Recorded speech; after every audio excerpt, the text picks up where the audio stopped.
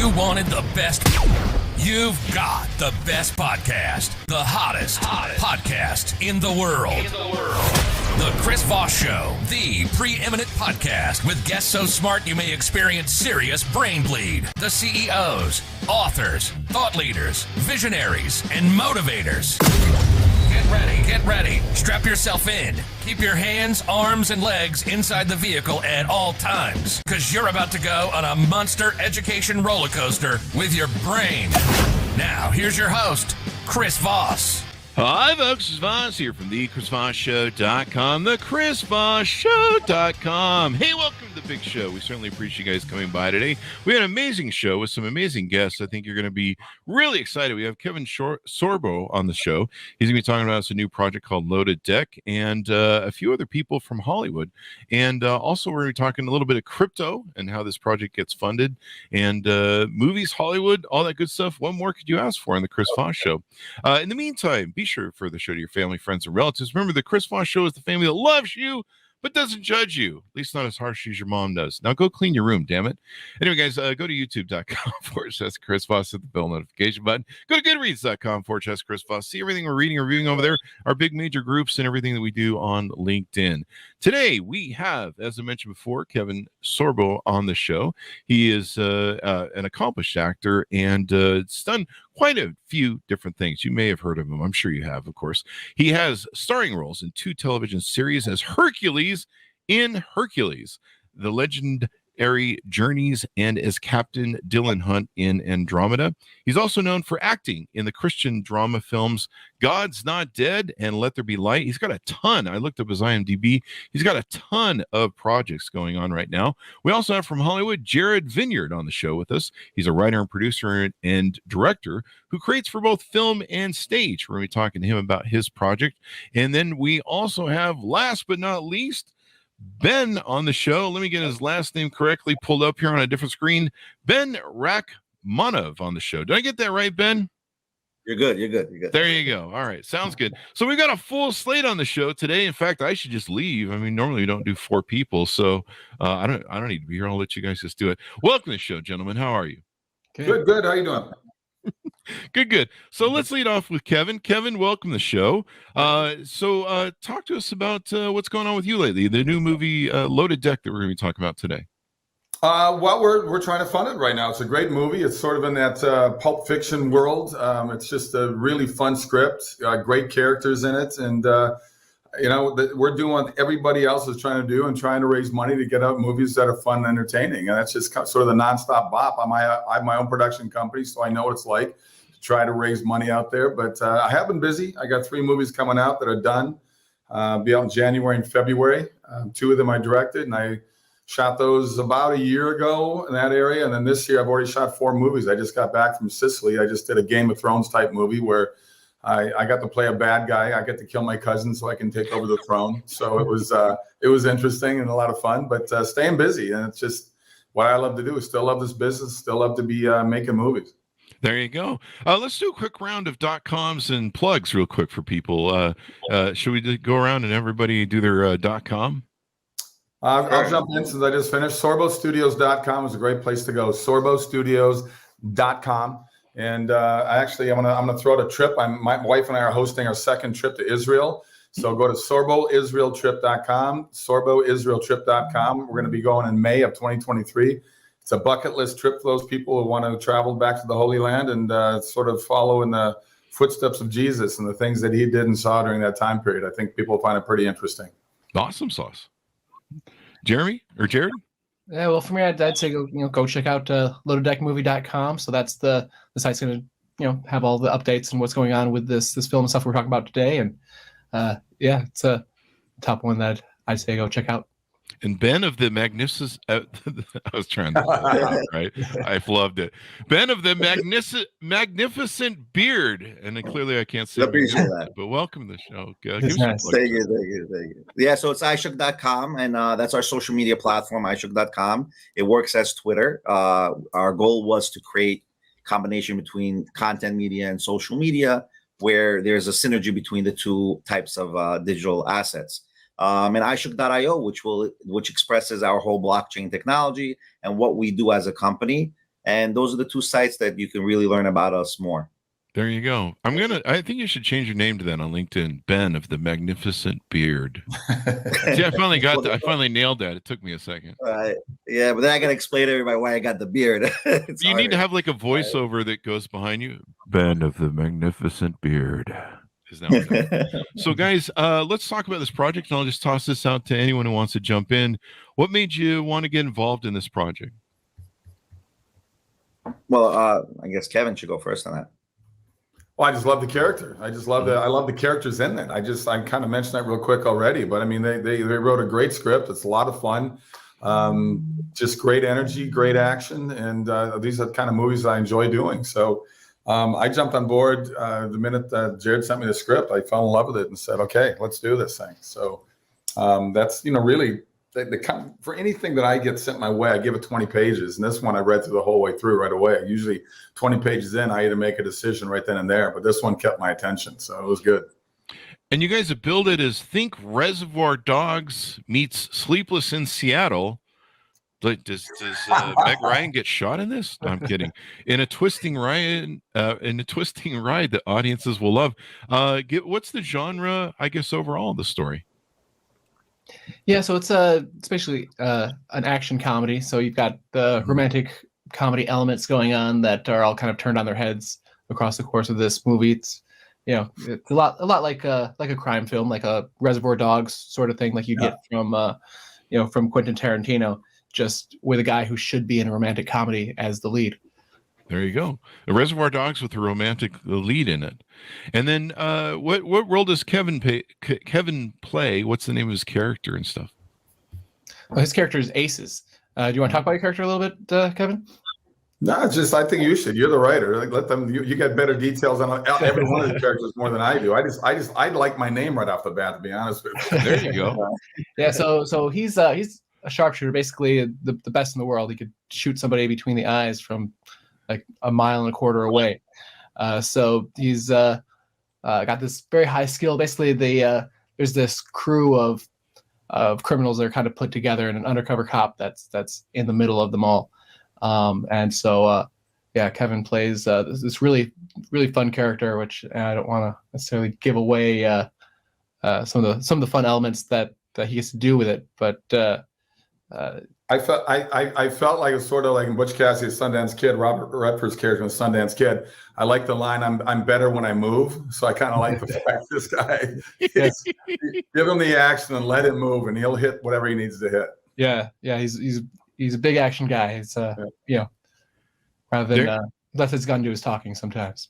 There you go. And I've got somebody jamming in the show. There's Kevin Sorbo is our Easy Way Lifetime Achievement Award honoree and of the year, and one of our celebrity ambassadors. I'm not sure. Was that plugged from your guys' PR thing? No, I got a feeling they're watching us. Eric Zuley runs that, and he's a hardworking guy, man. I love that because I'm the same sort of vein as he is in terms of getting yourself out there and working hard in this industry, because you got to do that because no one else is going to open doors for you. You got to make those doors open up. There you go. So in the movie, there's a love interest because you guys billed as Sleepless in Seattle. So Meg Ryan is not probably in the film. Who'd you guys choose to be the female lead in that? So she hasn't been cast yet. So we're still figuring out. So there's two leads that we haven't cast yet, and we're going after some names for them when we get there. I figured we'd get the money in place and then throw some money offers at some top people that'd be good. There you go. Very Hollywood. Well, we love the Tarantino-esque sort of action films. Is there going to be a lot of shooting, blood and guts, and all that sort of good stuff? There's a decent amount of shooting and stuff like that. I don't think it's going to be quite as violent as a typical Tarantino movie, but there's definitely some people who get blown away across the course of the movie. Well, hopefully, people are blown away by the movie. Hi, see what I did there? Yeah, very nice. Are there any other actors that we want to mention or plugins that we want to give for anybody that you guys have locked down yet? I'm seeing a few different things on your updates page. Yeah, we've got quite a few in there. Quentin Aaron is in there. He was the main guy from The Blind Side. Fantastic actor. Daniel Baldwin, he's signed on to be in it. kind of this big looming villain guy in the background. There's Dean Bakar. He's signed on to be in there. He's a hilarious actor. He's in like all the South Park guys movies. He's got a really fun part. So yeah, we got a nice crew rounding out here. London De Leon plays Kevin's wife, Ace's wife, inside the thing, and she's a good actress and model, and yeah. So we've got some really cool people that are signed in to be in. And Daniel Baldwin will be my golf partner on our days off. We're both golf nuts. So oh, really? Oh, there you we go. do a lot of charity golf events together. Yeah, I mean they've been in so many movies. The whole Baldwin family. I mean, just this incredible amount of acting going on there. So what is there any plots you want to tease out? Anything, any scenes or anything you want to tease out that we can entice people with? Maybe a scene that you like, Kevin, that you thought was like a great scene that really captured your interest. You got to come see the movie, guys. You guys shooting for a theatrical release? There's so many different releases. There's like Amazon and Netflix, and there's so many different ways the stuff gets released nowadays. Yeah, I want to start with the theatrical and then capitalize on all the other ones too. Yeah, that's the great thing. Theatrical is kind of important because usually what happens is that's sort of what Amazon and Netflix and other streaming services will base their offer on. Mm-hmm. So if it does X amount of money in theaters, that will definitely make it more viable for streaming. But, streaming is the way everything's going right now. I mean, I honestly don't know where theaters are going to end up 10, 15 years from now. But I hope they're around forever because I still love that movie experience as well. And I think a lot of people still do. Yeah. I do too. I was watching Quentin Tarantino in an interview recently. We tried to get him on the show for his new book. And I think we're still trying. And he said something really interesting that I never thought about because I was so happy to go back to theaters after COVID. Yeah. I went and saw The Godfather re-release. Oh my God. Wow. It was so magic. I never got to see the original Godfather, but he was talking about how he got to see, in Hollywood, as you guys know, you guys get those preview videos where you can get the movies before and you can watch them in a little theater or something if you want. And so he'd set up some movie that he thought he might be interested in, and he didn't like the movie. And he's like, this movie, I don't like it. But the experience of being around a bunch of other human beings and that kind of that tribal community element, hearing people laugh and breathe, and that's part of the whole experience of going to the theater. Yep. Yeah. No question. Yeah. And he said it made all the difference. When they thought television came around back, 70 years ago, they're all worried that, oh my gosh, no one's going to watch movies anymore. They were completely wrong because people still love that and still want to do it. And I think people are coming out of their caves finally. I think they're starting to realize this weapon of fear government loves to use over our lives. I think people are sick and tired of it at this point, and they want to get back out there and live lives again. And I'm seeing that everywhere right now. So it's just good. I love it. I've been sitting around looking for movies to go to theater. I'm kind of there's only certain movies that I like that have to be really well done. But God, going and seeing The Godfather, and I've seen a couple other movies recently that just that whole theater experience. Plus, I miss eating all that popcorn and getting sick off the candy and popcorn. That's kind of the whole thing, really. The whole diabetic sort of overload. You get to that food coma where you're like in there. So this is going to be exciting. What's the release date? Are you guys pushing for or start filming for? Well, we won't know that until we get to the budget all in place and we get shooting and everything. So, right. There you go. Well, I think the goal is obviously we would love to start filming in the next 4 to 5 months for sure. Yeah. Mm-hmm. Just comes down to finding that getting the rest of that money in there and getting it rolling because the script sells itself. It's just a matter of now just getting funded. It's when you get in the independent film world, it's always a little tougher. I mean, if I try to raise like $3 million for one of my movies, that's like catering budget in Pirates of the Caribbean. They do $300 million movies, and that's the battle we got. That there's a lot of really good independent filmmakers out there, and like Jared is, and it's just a matter of getting the timing at the right place, and we're ready to go. I mean, we're definitely ready to go. It's just got to get that funding in place. There you go. Is it gotten easier to fund movies with Amazon and Netflix and all these players being in the business now? I don't think so. Wow. It's still pretty hard. Well, I've lived in LA, and everyone's got a screenplay.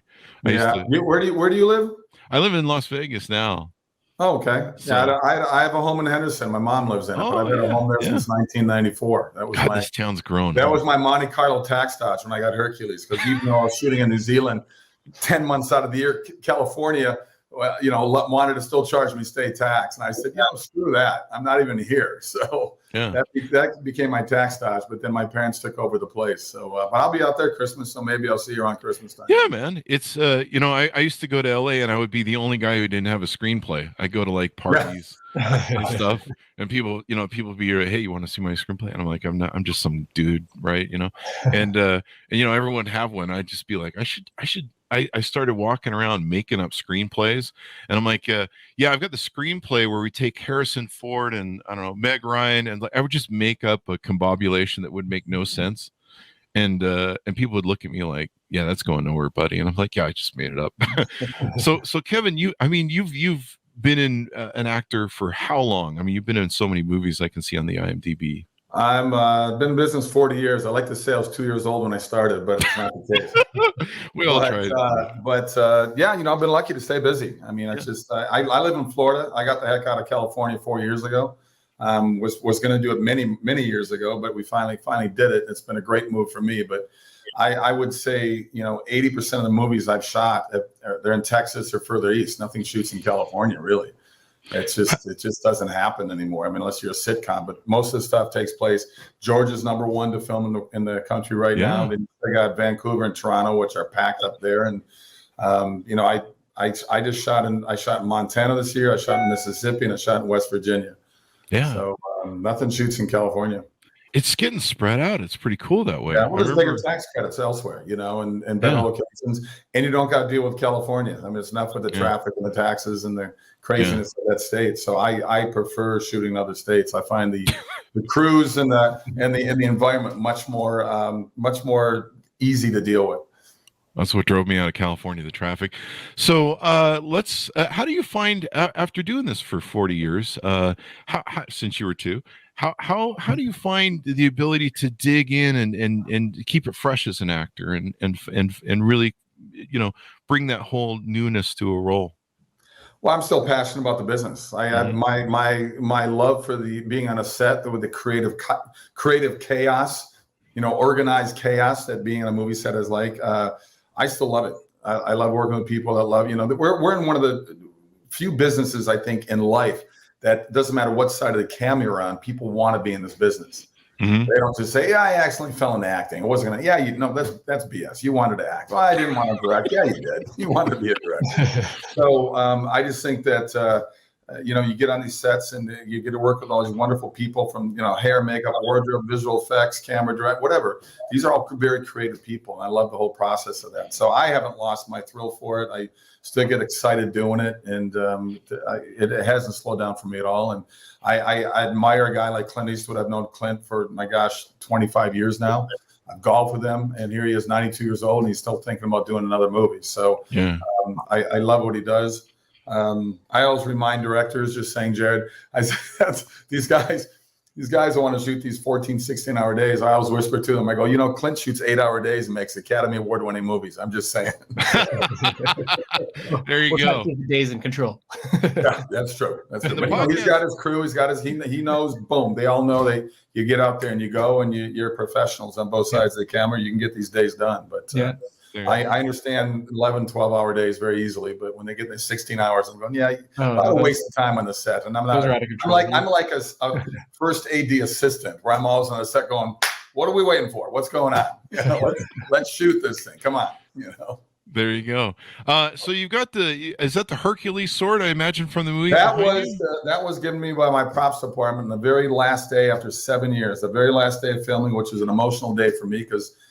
You know, you're on a show that long and you're working your 12-hour days for 7 years, and it becomes family, you know, and they made that for me because they all went on to work on Lord of the Rings when we finished filming. And it says, you know, Kevin Sorbo's got the years on there, 1993 to 2000 on there. And it says, you know, the journey's over, but the legend lives on, is what they put on this inscription there. So. See, what you need to do when you go on those sets that have those 16-hour days, you just pull that sword out and just kind of lightly start swinging it around. It's a heavy bugger, I got to tell you. We need to get some people working here. Put these times down. All right. Well, let's get to Ben. Ben of the Magnificent Beard. Ben of the Magnificent Beard.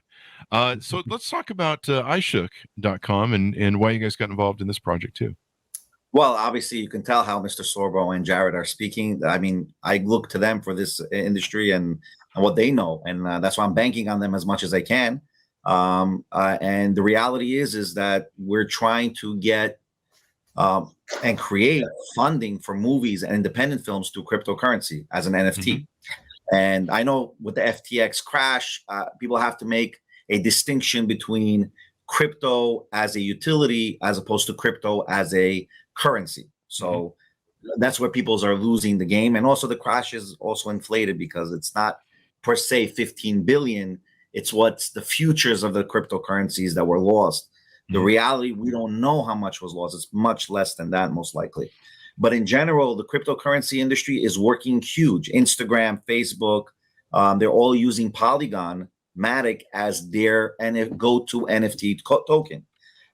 So what we're trying to do is create, and we're starting this with the first product in order to create a following so we can have enough data to show the global community. And that's the big point, by the way. The reason why I thought about going to the NFT project and making this movie an NFT project, because it becomes a global community. You can reach funds so much quicker with a cryptocurrency, meaning a utility token, as opposed to going to those, people who might not even want your movie coming out.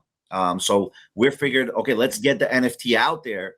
Let's create some sort of NFT, but we can't just go straight to a movie NFT. That's a little bit complicated. There's a lot of PR involved to that. So I went to Jared, and Jared spoke to Kevin, and we said, let's create a comic where we're doing background stories of the individuals. Let's create a NFT for that comic, not the general comic. Yeah. So what the problem is with NFTs, and this is why the NFTs have crashed, where people would buy NFTs of art for $600,000. Are you like, people have to really think about it. Kevin talks about the sword. Imagine that sword was just on a digital space. No one would want to buy it. I mean, they can't take it. So what we're creating is, and that's where we launched our other web app called 𝗦𝗍𝗄𝗍. It's in beta stage right now. 𝗦𝗍𝗄𝗍.com, which is short for Image Tolia. So there used to be a company that was bought by Adobe.com called Fotolia.com. It was a stock image platform, and they bought it for about $900 million. So we said, let's do tangibility and practicality with NFT. So what's the practicality? Where we're creating a database of people's stock images they can sell for actual dollar and cents. Then what we're saying is, now let's create a tangibility with NFTs, where we can create a comic book that will potentially, if a person like Kevin can sign, and now we have a certain set of this comic, and now we can sell that NFT for a certain amount of number with the comic. So you get the NFT, you get it registered, and now you have that comic that will be sent to you to your home. So it's a practical and tangible NFT. And we're taking basically the concept of ISBNs in books. Without an ISBN, you cannot own a book. I mean, you cannot publish a book, you cannot print the book. Well, you can print it, but you're not going to be able to sell it. You need an ISBN on it. So we're saying, let's create an ISBN model for images, for comic books that are collector's items, and for movies itself.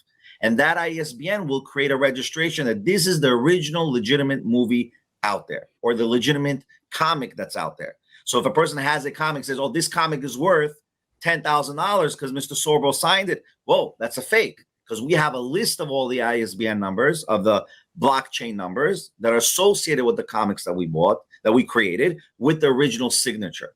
So we just create a real tangibility to the NFT. This market is a global market. I mean, we can literally collect movies and fund movies in this fashion from today to tomorrow. We're doing this as the first time. So hopefully this will be the first and most successful of what we're doing. Awesome sauce. Now you sent me some pieces of artwork. I was trying to find them here on my LinkedIn. Is that some of the artwork that you're going to be using for the NFT? Well, Jared knows better. That's the comic page, I guess. The comic book, right? Yeah. So there should be the big picture there is like the main picture on the first page. So it'll have some narration stuff added to it, and some probably the credit lines would appear on that page and stuff as well.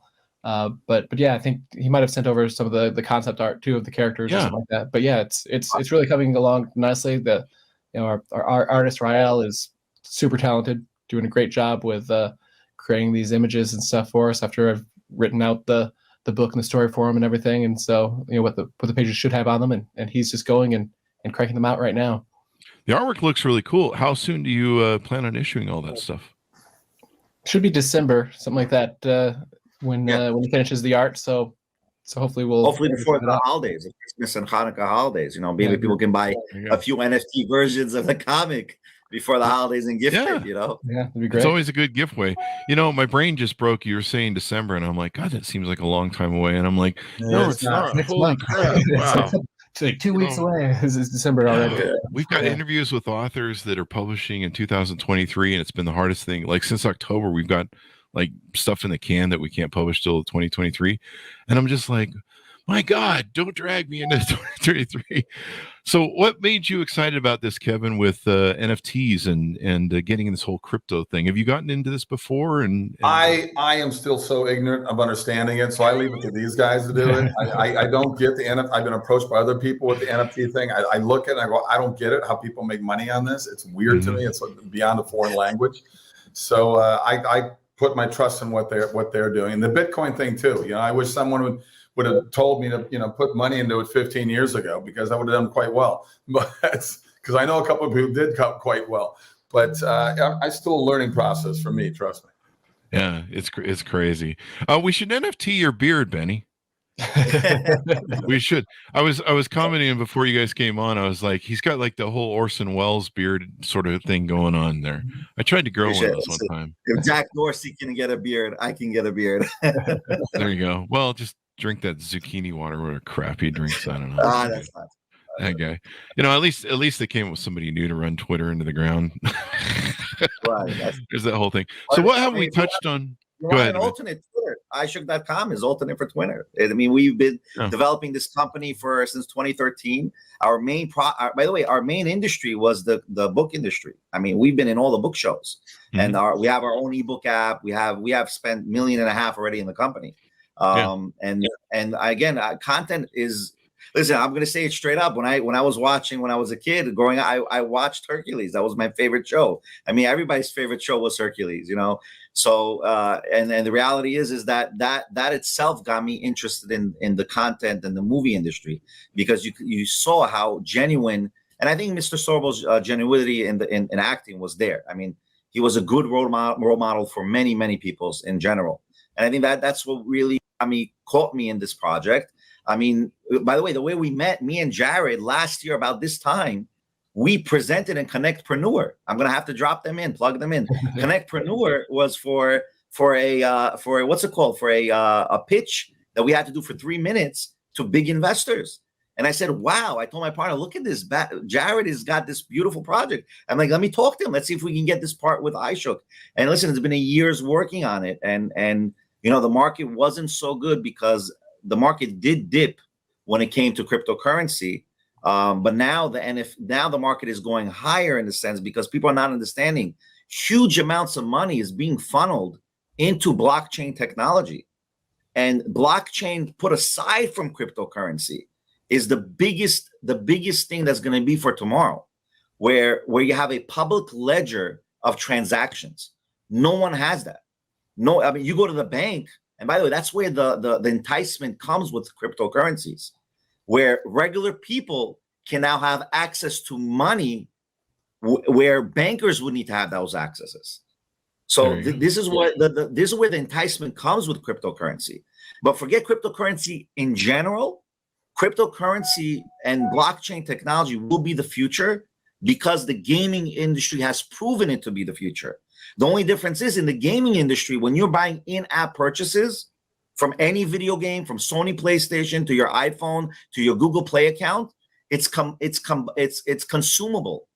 But what blockchain technology will create is that these in-app purchases that are consumable will now be able to be transferred from friend to friend, or from user to user, owner to owner, and you'll have those public transactions available. And I think that will be the game changer for the moving industry. And that's where my dream comes into that point, that we can actually get this first movie to be the template for future movies, future fundraisings in general. And that's why I see it. That's going to be awesome. Did we get all the plugs in for Ishook, what you guys do, your app and everything like that? Yeah, I mean, it's going to be a lot, but it's 𝗙𝗂𝗍𝗹, 𝗦𝗍𝗍. It's there. It's a few. We have a bunch of apps that support specific genres of content creation. There you go. But definitely, I think the comic will be bigger, by the way, than actual movies, because what Kevin has done right now, and I think it's big. And I spoke to this with my partners and a few of my peers. What he has done with helping us doing this comic is now we're not going to just recruit actors and actresses to movies. We can recruit them to comics now, and they can get paid in comics in big funds. And then you can create a following for a movie prior to the movie's production. And then you're guaranteed that you're going to have those 100,000, 200,000 viewers for that movie. They're going to come to that movie for that. By the way, this is how Netflix and Amazon makes their money. They have direct access to books, especially Amazon. They have direct access to books that are being sold, both in graphic novels and both in comics and in books itself. And they know the data. They know if a book was read or bought 200,000 times, 1 million times, 2 million times. They got that data. And they can go approach that guy and say, we're going to make a movie out of it tomorrow. And guess what? They have the data how to make it funded. So we want that data for the independent film industry. Yeah, we've had comic book authors on the show, and it's just amazing, that industry. It seems like it's like one of those things that I grew up with as a kid, where we collected comic books and stuff. We used to have like a treasure store of them in the woods somewhere, or in our treehouse. And they're still like, I thought, well, those probably will go away, like with records and stuff. And of course, neither went away. So it's just amazing how popular those are nowadays. Definitely. It's awesome. That's the whole subject of X-Men and all these Marvel comics and DC comics. They're successful because they have a following for 70 years until they started making movies. Yeah, and people love consuming the content in that form too. There's a tactile sort of experience with it. And I still like grabbing a newspaper every now and then and looking at it, although I end up with ink on my hands. So anything we want to touch on or tease out before we go out, guys? I'm good. I think we covered some good stuff. Is there anything we need to shout out to the crowd out there, gentlemen, to have them come on down and see if they want to be part of the project? Yeah, definitely. So they should be going on 𝗦𝗍𝗍𝗪.com. That's where we're going to do the fundraising for Loaded Deck. That's where we're also going to be able to sell the NFT comic, the collector's edition.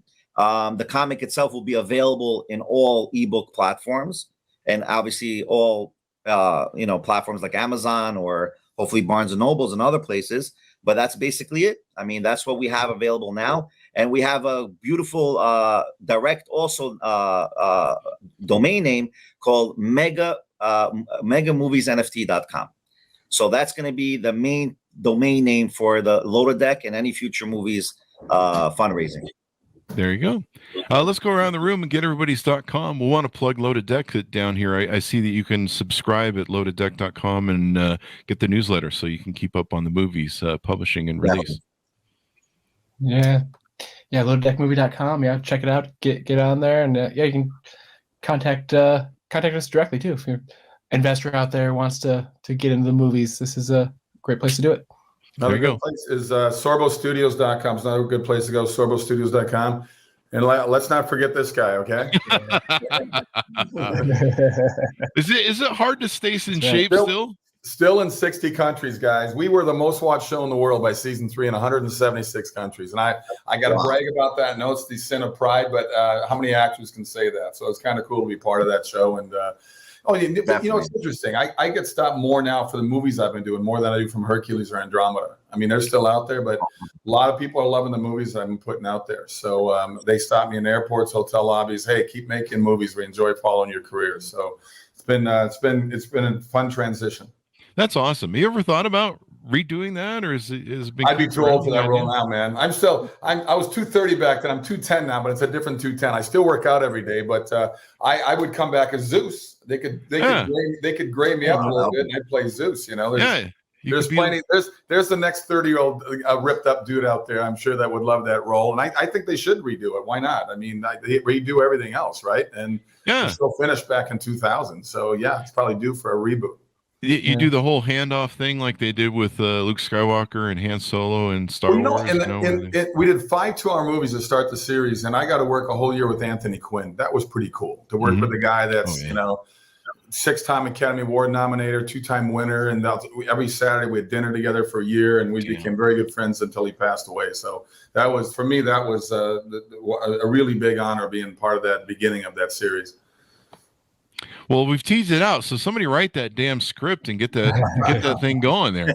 Maybe that could be the next NFT project. I would go see that. That would be awesome. I'm game.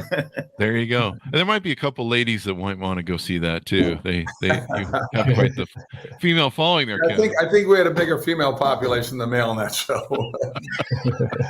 Well, good. It's good to have the fan base. Do you have a .com you want to throw out there, Jared? No, just do the Loaded Deck one. I mean, you can find me on LinkedIn, different places like that too, if you want. But that's the main one I'm pushing right now. They can follow me on Twitter. Facebook and LinkedIn actually took me down for posting things that were truthful about. Really? COVID. Oh yeah, I was posting misinformation. But today, of course, one of my Twitters was, anybody have any more conspiracy theories, because mine keep coming true. So there you go. That's funny. Have you guys gotten on that TikTok? That TikTok is hotter than my son does it. He does a joke today. He's got over 2 million followers. He puts me in about 20% of them, but I get stopped all the time by people saying, "Love your son's TikTok," and I'm going, "Hey, he's 2 million followers he's got." We're starting to put the Chris Voss show up there, and I've referred a few friends that have gone over there and just killed it. Yeah. I mean, you should be on there, Kevin, just doing whatever. Well, maybe my son with 2 million followers, we got to roll for him in Jared's movie, because he's got a lot of followers. So I would suggest more people advertise to is a good idea. Right. I would suggest a dedicated phone for a TikTok. That's what I would suggest. Yeah, that TikTok, man. Yeah, I mean, I spend hours on the damn thing. TikTok, because TikTok, they check your keystrokes, so they data mine your keystrokes. So just get a separate phone just for TikTok, and then you'll be good.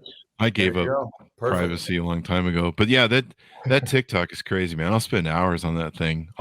There's sometimes I'll be sitting there swiping at midnight, and it's 5 a.m. the sun's up, and I'm like, oh, this is not good.